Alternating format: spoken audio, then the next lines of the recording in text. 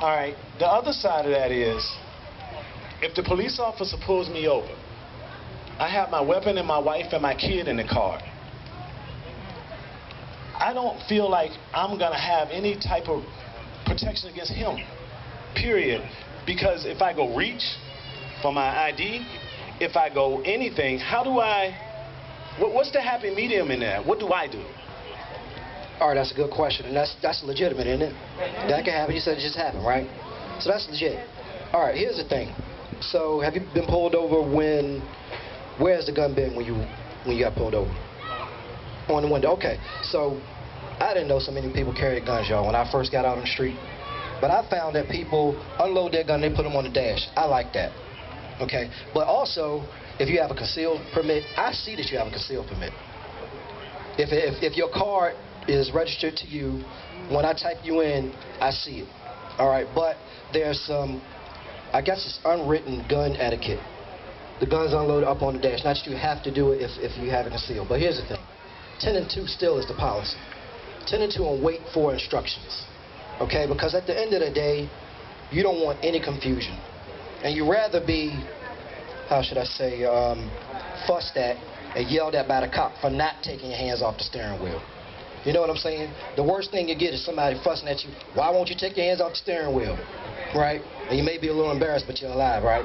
Not to say that we would do anything like that, but just wait for the instructions. Because at the end of the day, really, we're looking for the real bad guys. We just are. Okay? And that's our mindset.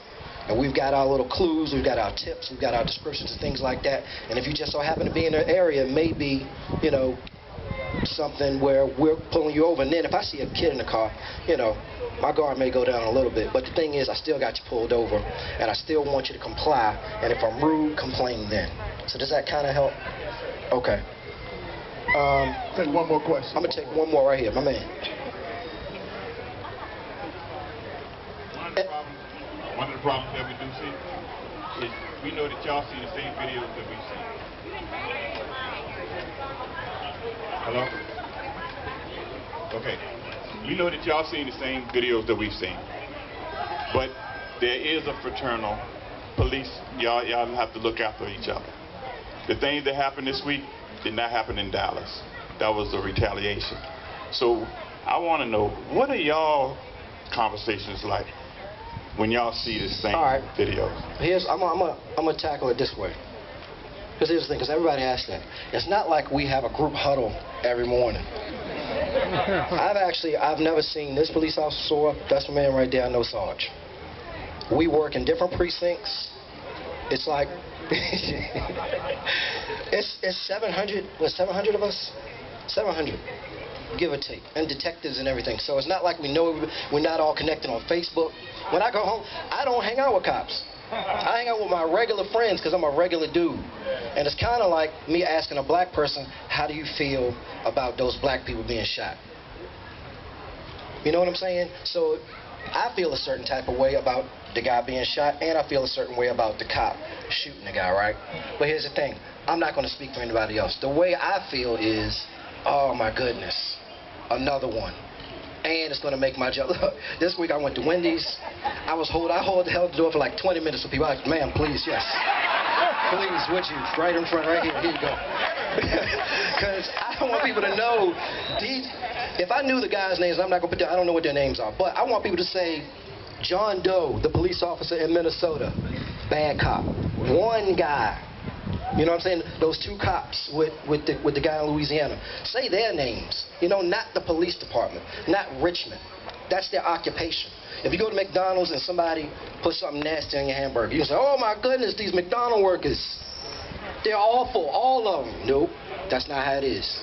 Now, because I know the way people associate the police all together, it's just not that. We are individuals. And I love my job. Look what I'm doing. I'm getting paid right now. I'm talking from my heart. I believe in this stuff. It helps me. I get pulled over. So I can't tell you how Sarge feels or the other officers feel. I feel bad that a human life was lost needlessly. Okay? And it was the way it happened. Anytime somebody loses their life, it's horrible. And when police officers die, it's horrible. So that's how I feel about it. Okay? Does that kind of... The acquittals? Well, again, you asking the way I feel about it, or? Because here's the thing. People get off every day, right? But it didn't start with the police, am I right? And I'm not justifying it. I'm looking at it as that was a life lost, and if the verdict is not what I want it to be, it's not much I can do. I like to be the change I want to be in the world, or the change I want to see in the world. So I go out as Farad AL-AMIN. They call me Officer AL-AMIN, Constable AL-AMIN, whatever. So I'm going to be extra careful. I'm going to be extra nice. I'm going to do what's right, whether the camera's on or off. You know what I'm saying? So I feel you, and I don't ever want to be in that predicament. And God has blessed me to be in front of y'all and talk about some things. But the thing is, I'm not unique. I don't want y'all to think, oh, Farad, so I'm not. I'm telling you, these gentlemen are fine officers and sergeant. Fine people, just regular people. Just like y'all, I want to be out here eating hamburgers and hot dogs, listening to music. So that's what we're going to do right now. I'm coming back to do another demonstration in just a minute. Y'all give it up for Officer Farad AL-AMIN. Hold on, guys. We're not done yet. We want to thank Officer AL-AMIN. He's going to stick around, and like he said, we're going to do another demonstration.